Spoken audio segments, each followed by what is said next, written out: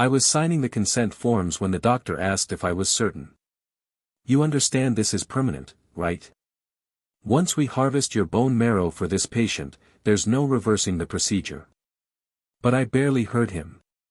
My hands moved on autopilot, scrawling my signature across the dotted lines, because the truth was I had nothing left to protect anyway. If giving away pieces of myself meant someone else got to live while I faded into nothing, then at least my existence would finally mean something. So I nodded, and 3 days later when private security filled the hospital hallway and everyone started whispering, I discovered the stranger I'd saved wasn't just anyone. He was someone whose name made nurses freeze mid-step. And somehow, impossibly, he would become the reason I learned to breathe again. Hey there, thanks for checking in to Boyslove Ballads. If this is your first time here, please go ahead and hit that subscribe button. Your support keeps these stories coming and means everything to me. Now get comfortable, and let's dive into today's story. I'd been sitting in the emergency room waiting area for nearly 2 hours, pressing an ice pack against my ribs and wondering how much longer I could keep pretending everything was fine. The answer was probably not much longer. My reflection in the vending machine glass showed the truth I kept trying to hide.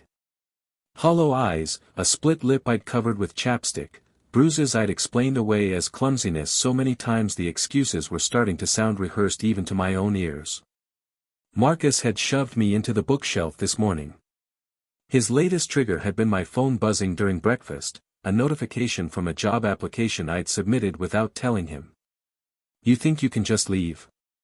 He'd screamed, his alpha presence flooding the apartment until I could barely breathe. You're nothing without me.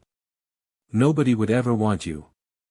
I'd waited until he left for work, then limped to the hospital telling myself I just needed to make sure nothing was broken. The doctor had examined me with that expression I'd seen too many times before, sympathy mixed with helplessness. She'd asked if there was anyone she could call. I'd said no. There was never anyone to call. She'd given me pain medication and told me to rest before heading home. Home. The word tasted bitter. But I'd taken the pills and collapsed into this plastic chair, too exhausted to move, too afraid to go back, too lost to know what else to do. I was so tired. Tired of hurting, tired of being scared, tired of waking up and wondering if today would be the day Marcus finally went too far. The honest truth was I'd already given up on myself.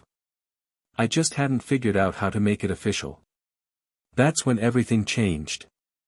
The emergency doors exploded open with a crash that made everyone jump.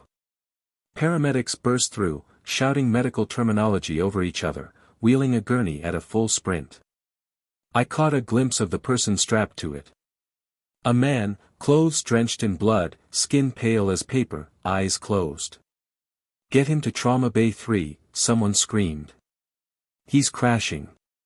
We need the attending now. They vanished through another set of doors, leaving streaks of blood across the pristine white floor.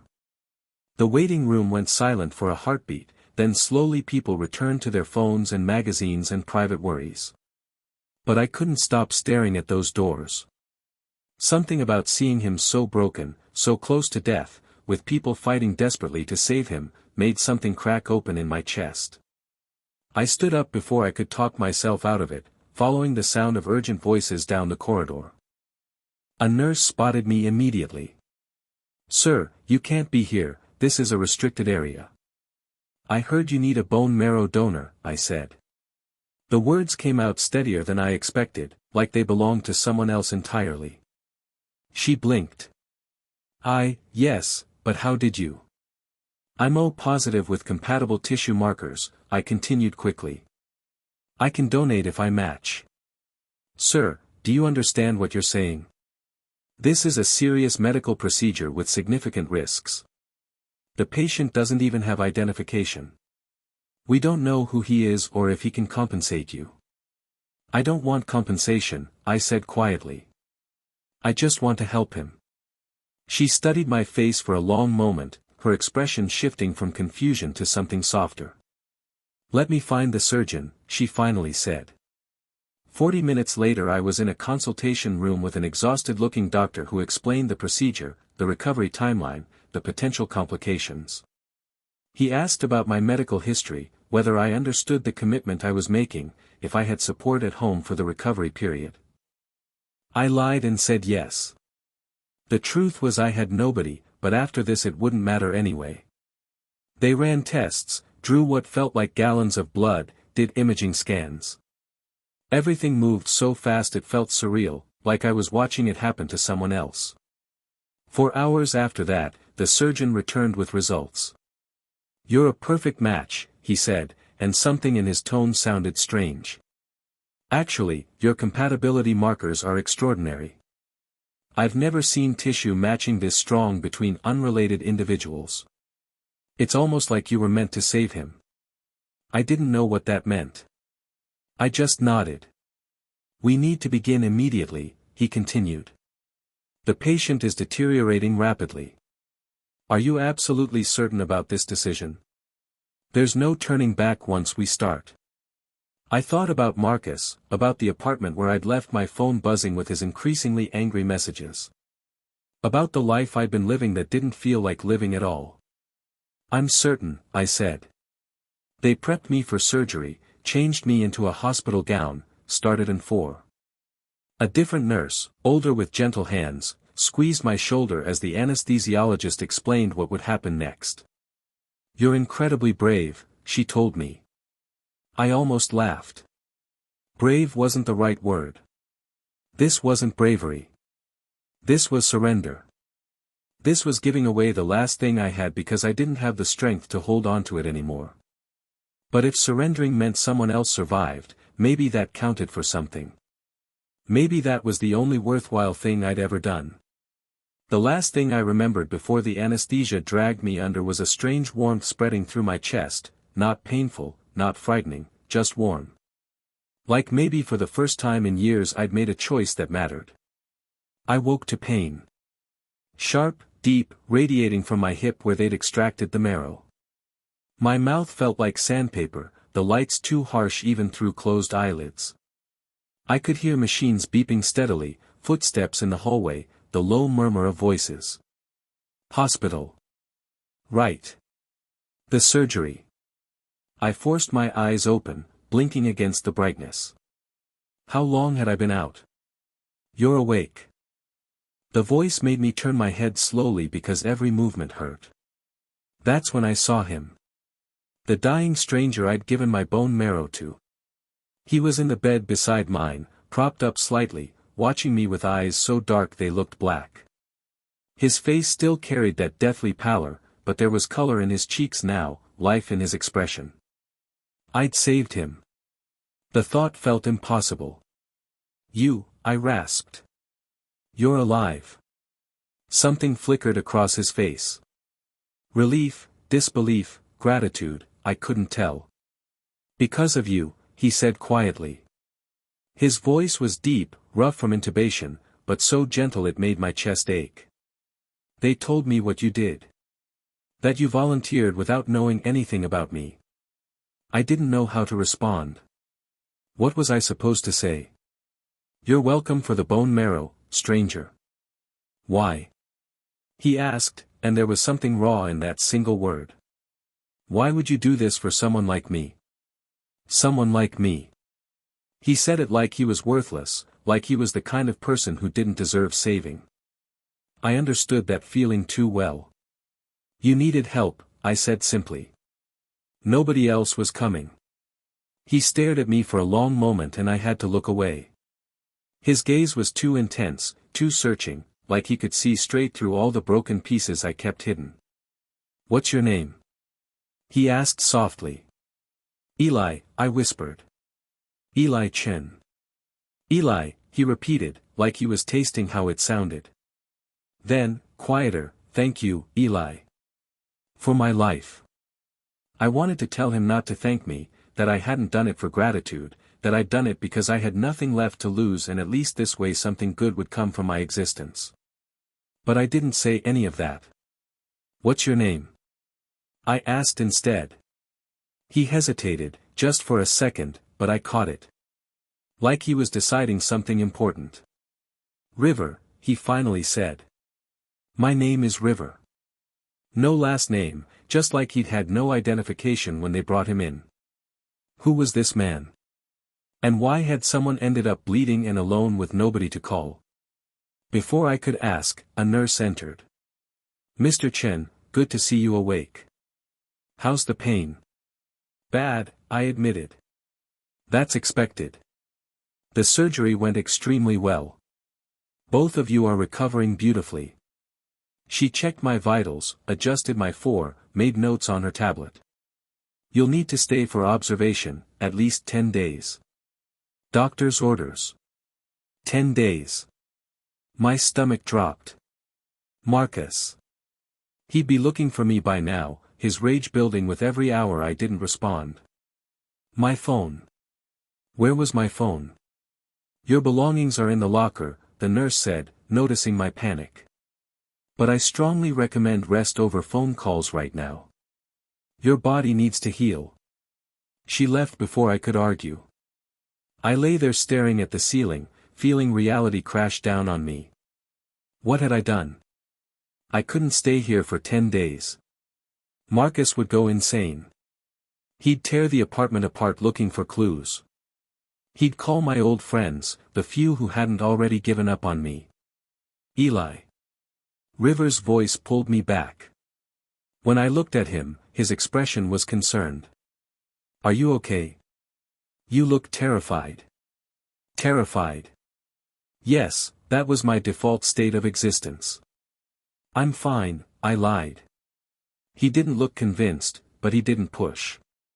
Instead he just watched me with those dark, thoughtful eyes. And somehow, that made me feel less alone than I had in years.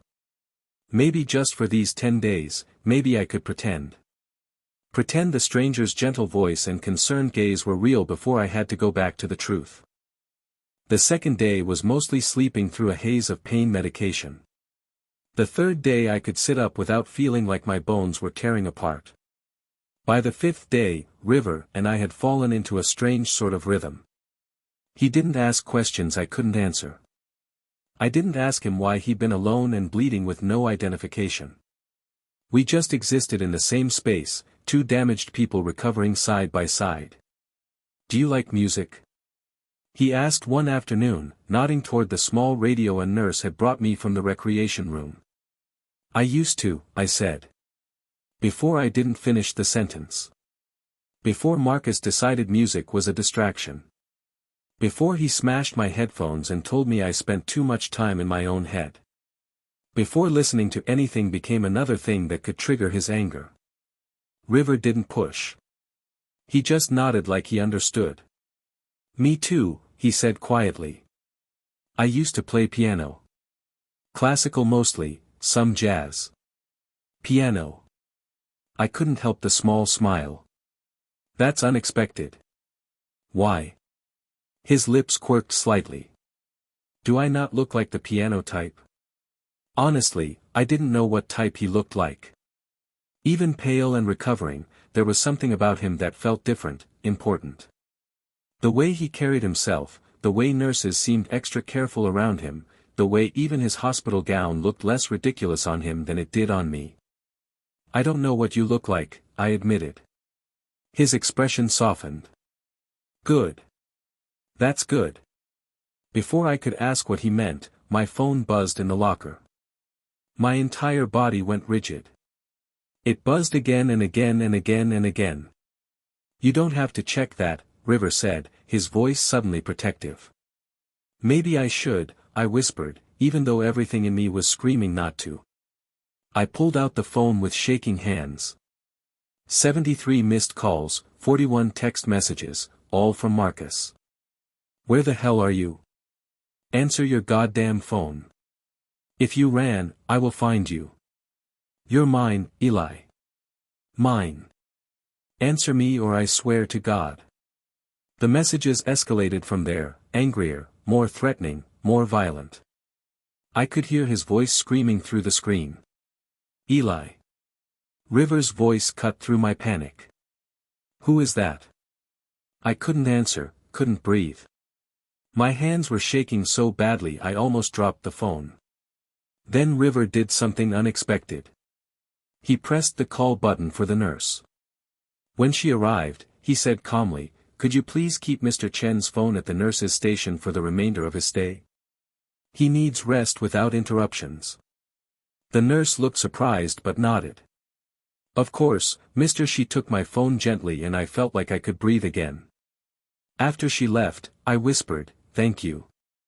"Someone's hurting you," River said. It wasn't a question.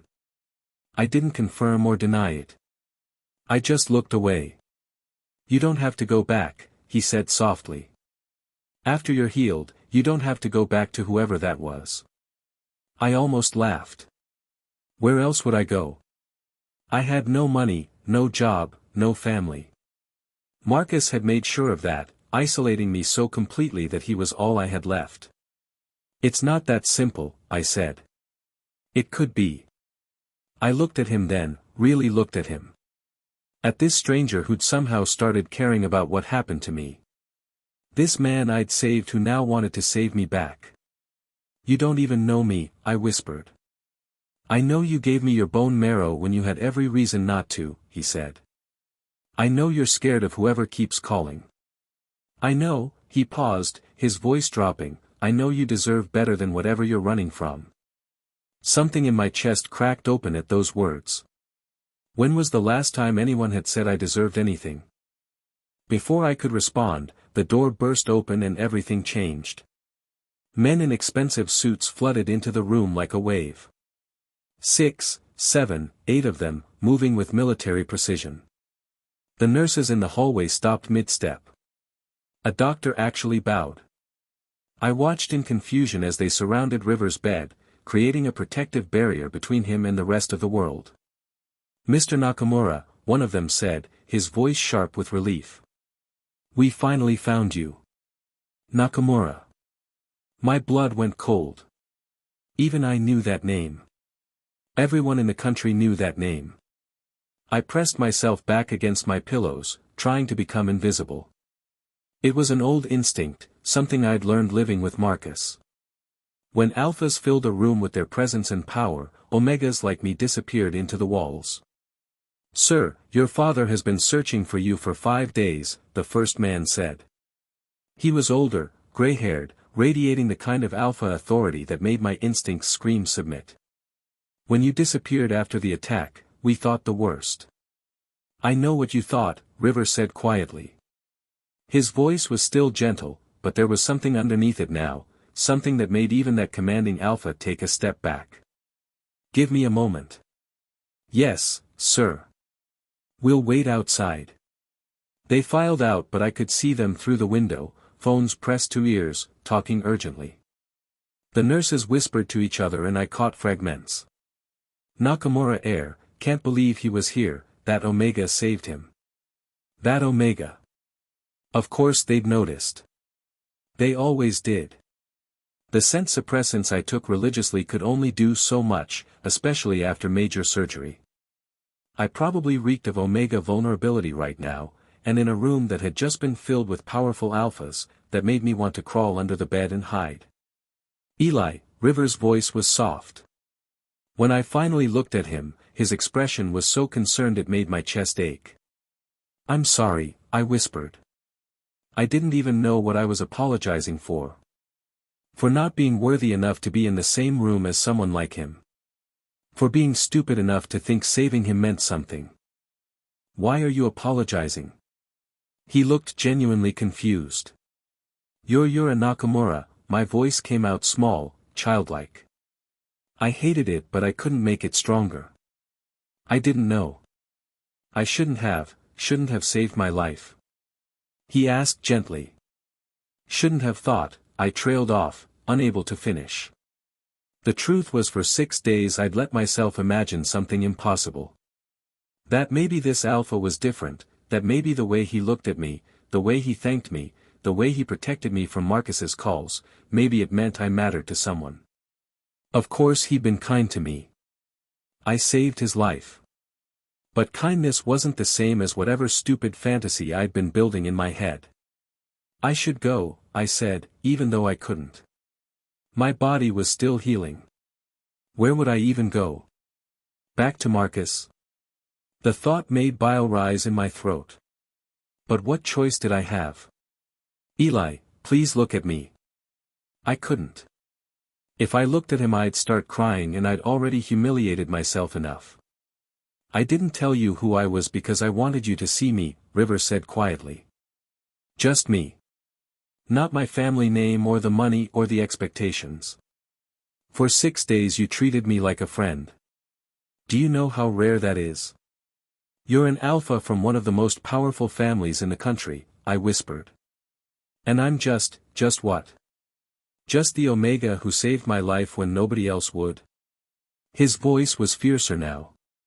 Just the person who gave up part of himself for a complete stranger. I shook my head. He didn't understand. He couldn't understand what it was like to be me. Worthless, forgettable, the kind of Omega that alphas like Marcus used and discarded. One of the suited men knocked on the door. Sir, we really need to move you to a secure facility. I'm not going anywhere, River said firmly. The man's eyes widened. But sir, your father can wait, River said. After the man left, River turned back to me. Eli, I know you're scared. I know this is overwhelming. But please don't think that who I am changes what you did for me or what it meant.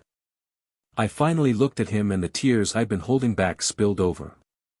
It doesn't matter what it meant, I said brokenly. Your people are here now.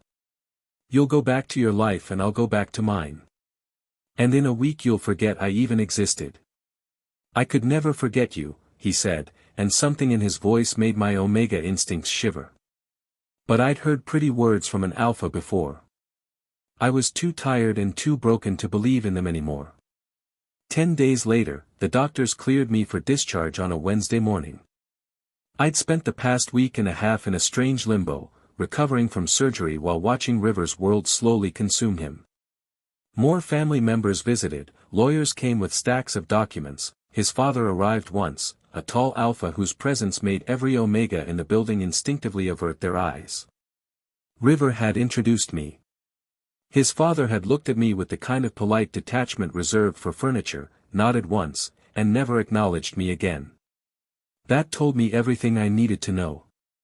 The nurses helped me dress in the clothes I'd arrived in, the same ones I'd been wearing when I ran from Marcus. They hung looser now, I'd lost weight, but at least the bruises had faded to yellowish shadows instead of angry purple. I was packing the few items I had when River appeared in the doorway.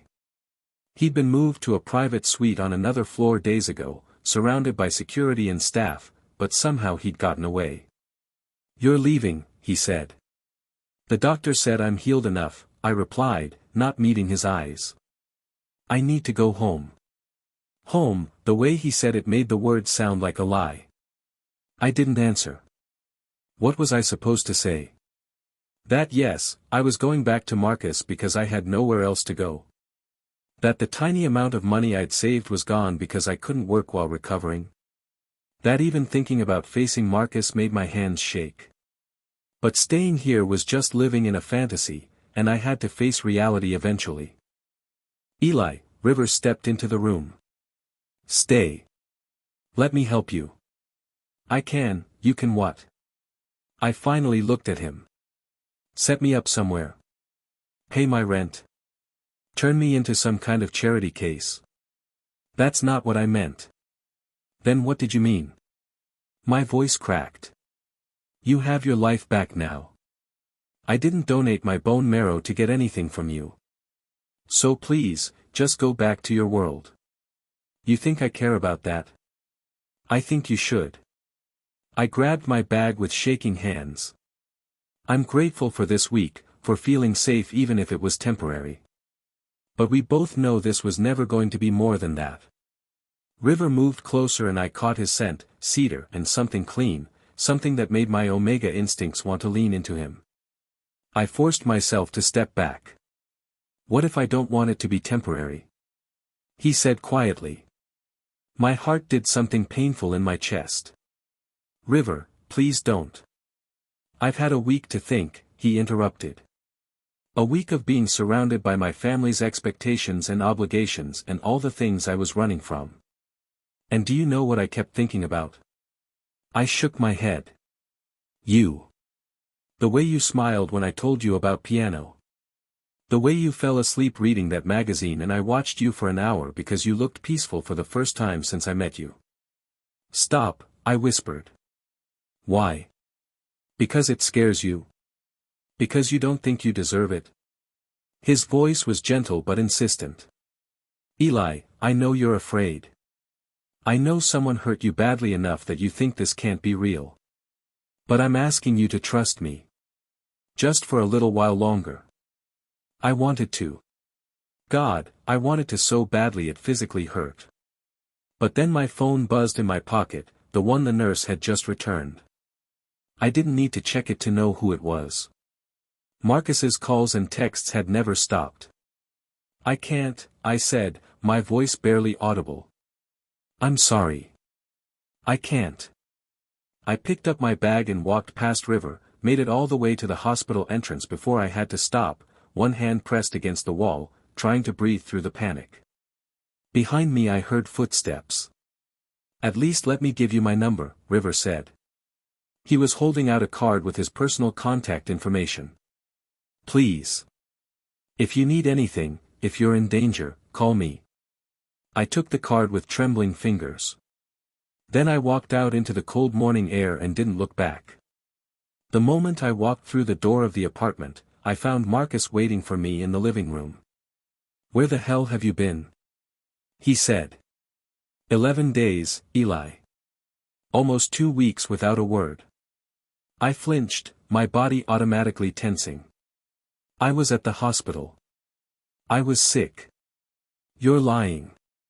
He stepped closer, his presence filling the small space like a storm, his alpha aura suffocating, making my omega instincts scream at me to submit, to apologize, to do anything to calm his rage. I called every hospital in the city. Nobody had any record of you.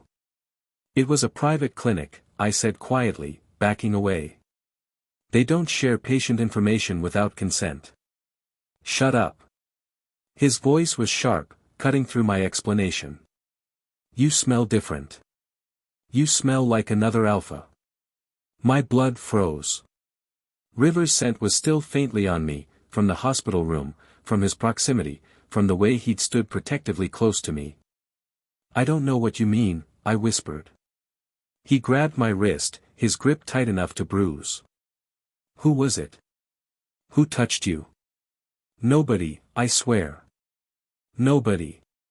When he raised his hand I flinched so hard I stumbled backward, crashing into the coffee table.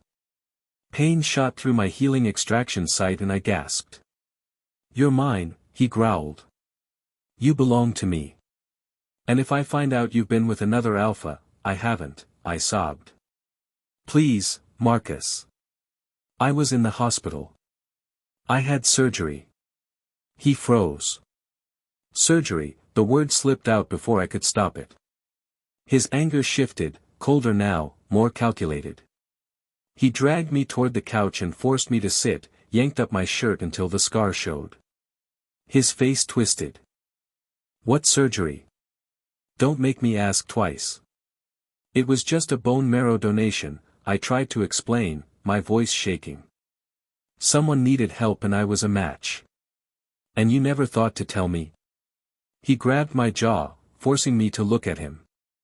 I'm your mate, Eli. We're bonded. And you made a decision like that without asking me? You're not my mate, I whispered. The words escaped before I could stop them. You never were. His hand came up so fast I barely had time to react. I turned away and the impact caught the side of my head instead of my face. Stars exploded across my vision. Don't you ever say that again, he hissed. You belong to me. You're mine. I tried to move, to put distance between us, but he was faster, stronger. He never let me get far. What happened next was a blur of fear and pain and desperate powerlessness. His alpha instincts had taken over completely, the need to mark, to claim, to prove ownership. I tried to resist but my body was still weak from surgery and he was an alpha in full territorial mode. When it was finally over, I lay on the couch in the darkness, trembling and aching and feeling completely hollow inside. My eyes found my discarded jacket where River's business card was tucked in the pocket. All I could do was wonder if he'd really meant what he said. If you're in danger, call me. But calling him would only drag him into my mess. And people like River Nakamura didn't save people like me. That was a fantasy I needed to let go of. 3 weeks passed like that. Every day its own kind of torture, keeping me drifting back to the safety I'd felt in the hospital with River. Sometimes I wondered if he'd forgotten me, if he'd meant any of what he said, or if I'd just been a brief moment of gratitude before his real world reclaimed him.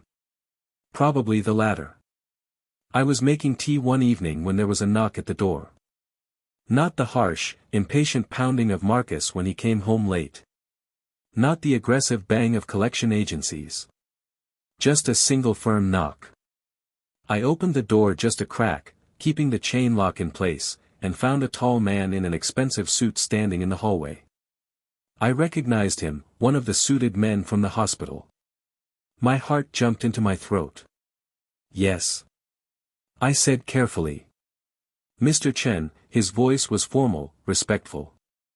I'm here on behalf of, I don't want any trouble, I said quickly, starting to close the door. Whatever this is about I can't, please, his tone softened slightly. Mr. Nakamura sent me. He's been trying to reach you for 3 weeks. Your phone, I know my phone isn't working right. I lied. Tell him I'm fine. Tell him to forget about me. Sir, he won't let this go. And frankly, neither will I. The man's expression was serious. There are some concerns about your safety. We've been monitoring your partner's activities and, my blood went cold. Marcus was digging.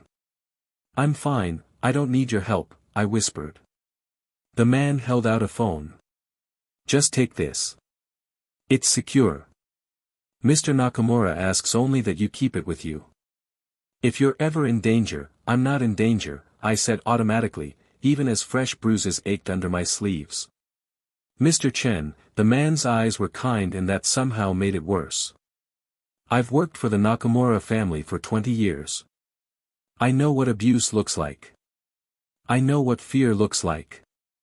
And I'm looking at both right now. I wanted to cry. Instead I took the phone with trembling hands. Before I could say anything else I heard the elevator ding down the hallway. Footsteps, heavy angry footsteps. Marcus. The man at the door heard it too. I'm leaving, he said quickly. But keep the phone. Please. He was gone before Marcus rounded the corner, but just my luck, Marcus saw him. Who the hell was that? Marcus's voice was already dangerous as he approached. Just someone selling something, I lied, hiding the phone behind my back. I didn't let them in. His eyes narrowed. He grabbed my wrist, yanking my arm forward. The phone clattered to the floor. That's not your phone, he hissed, recognition flashing across his face. Who gave it to you? I don't know what you're talking about. Is that him? Marcus's voice was cold fury. The man you slept with at the hospital? Is that why you smell like another alpha? No, I swear. He dragged me inside and I knew what was coming. The way he tried to erase every trace of River from my body, my scent, my existence. I just couldn't take it anymore. As he threw me onto the bed I reached for the phone with my fingertips, managing to grip it. I pressed the emergency button with shaky hands just as Marcus's weight crushed down on me, his hands reaching to take the phone from me and throw it against the wall. Just as I braced for what I knew was coming, I was jolted by the sound of the door being kicked open. It happened so fast I barely processed it. One moment Marcus was on top of me and the next he was being ripped away by men in dark suits. There were at least 6 of them, moving with precision. Marcus fought back, all rage and desperation, but he was no match. They restrained him with brutal efficiency, pinning his arms behind his back. And then River appeared in the doorway. He was different than I remembered, sharper, harder, more dangerous. The gentle man from the hospital was gone, replaced by someone cold and lethal. Someone whose alpha presence filled the entire apartment like a physical force.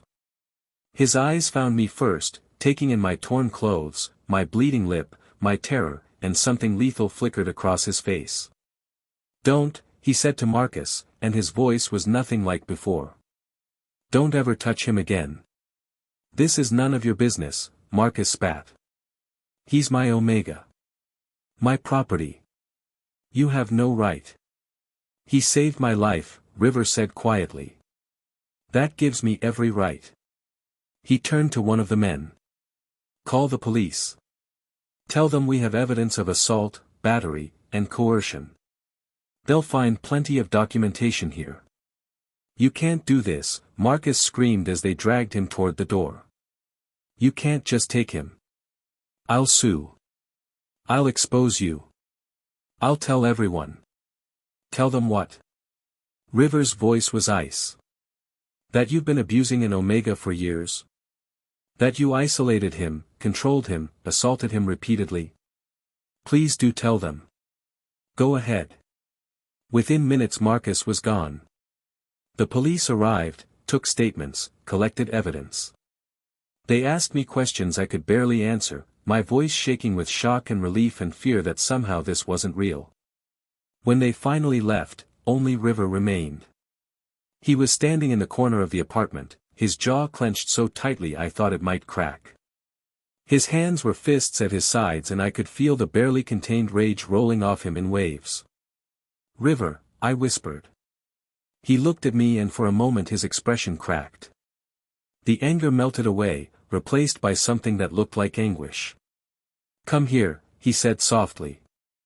I crossed the room on shaking legs and the moment I was close enough he pulled me into his arms, carefully, gently, like I was made of glass. "I'm sorry," he said into my hair.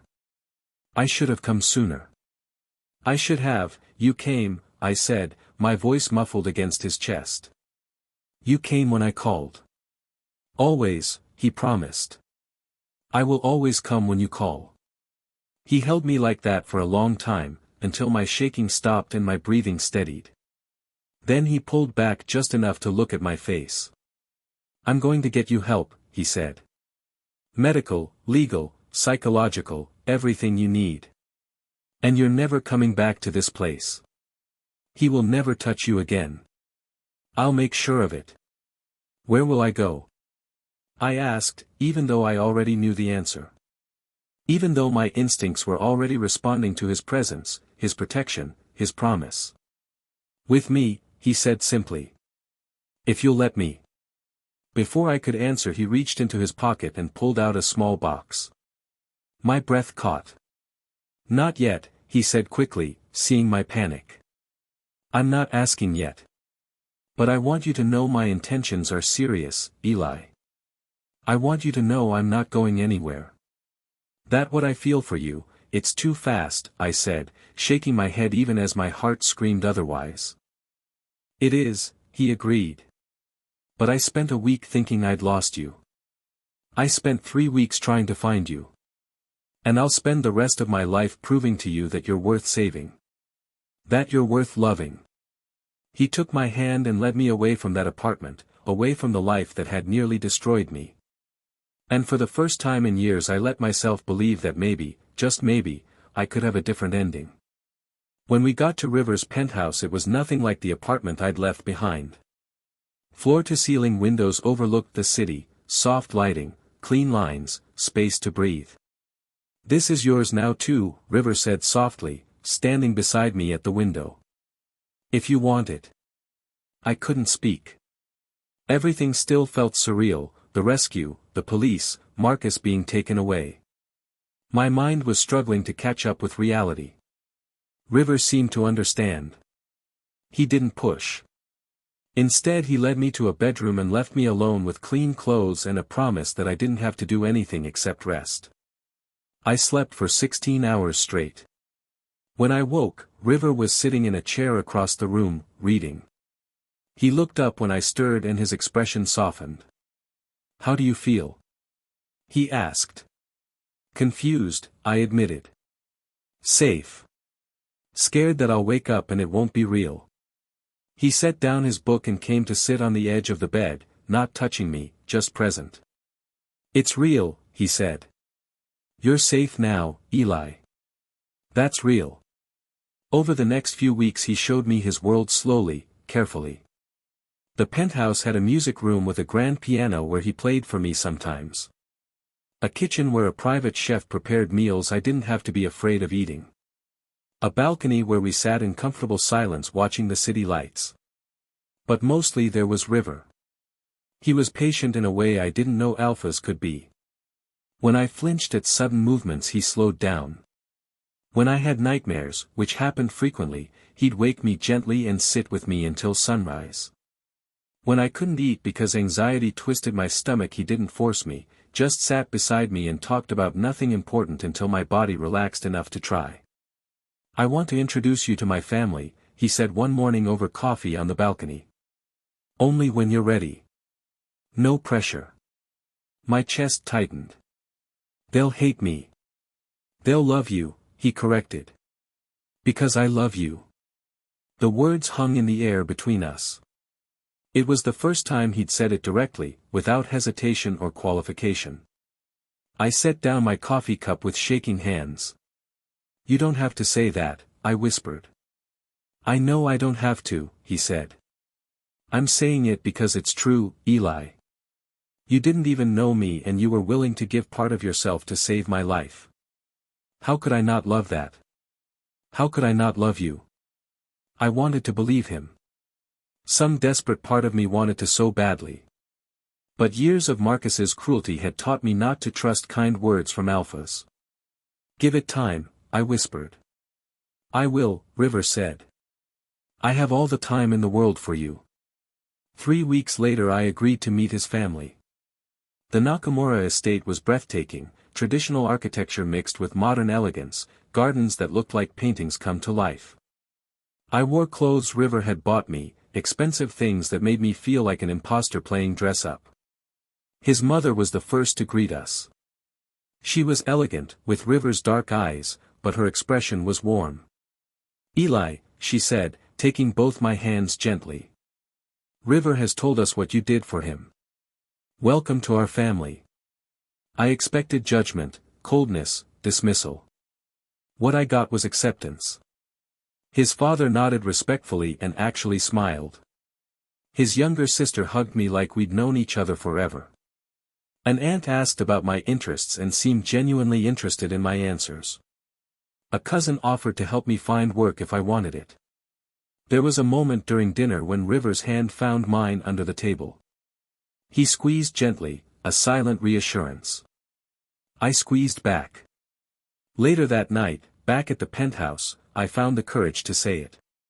Your family was kind. They see what I see, he said. A brave person who deserves to be loved. My healing was slow, uneven. Some days were harder than others. I'd have moments where anxiety would spike, where I'd panic about being a burden, about not deserving this. River would find me on the bathroom floor crying and he'd sit down beside me without judgment, just existing in my pain until I was ready to move again. But there were good days too. Days where I could laugh without flinching. Days where I could eat without fear. Days where I started to believe that maybe I deserved to be happy. One evening about 2 months after I'd moved in, we were reading together on the couch, my head on his shoulder, his arm around me, when he gently tilted my chin up. Can I kiss you? He asked softly. Only if you want to. I did want to. I'd wanted to for weeks but hadn't known how to ask. When our lips met it was gentle and warm and tasted like promise. His hand came up to cradle my face and I could feel the restraint in him, the alpha holding back his instincts to let me set the pace. I deepened the kiss slightly, a silent permission, and he responded in kind. When we broke apart he pressed his forehead against mine. I love you, he whispered. This time I believed him. I'm starting to love you too, I admitted. I'm terrified but I'm starting to. He smiled against my skin. That's enough for now. 8 months later I woke to sunlight streaming across our bed.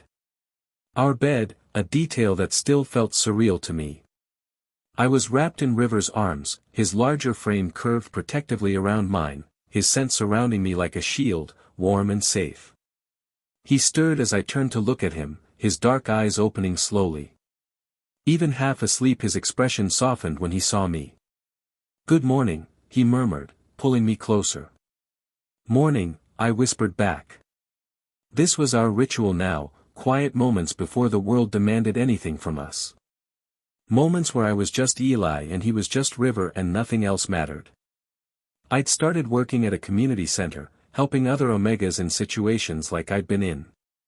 It was healing work, watching people find their strength, seeing them believe they deserved better. River came with me sometimes and I'd catch him watching me with an expression that looked like pride. "I have something to show you," River said one evening, pulling me from my thoughts.